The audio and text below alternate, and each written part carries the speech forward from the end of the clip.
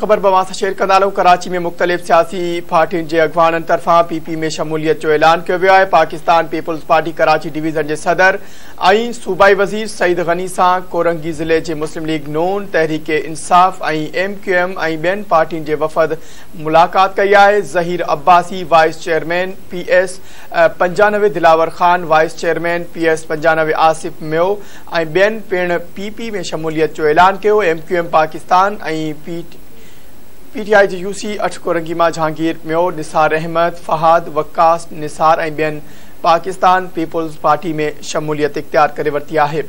ख़बर अवां सां हिकु ॿीहर शेयर कंदालूं। नाज़रीन, या ब्रेकिंग न्यूज़ अवां सां हिकु ॿीहर शेयर कंदालूं। कराची में मुख़्तलिफ़ सियासी पार्टियुनि जे अॻवाननि तरफ़ां PP में शमूलियत जो ऐलान कयो वियो आहे।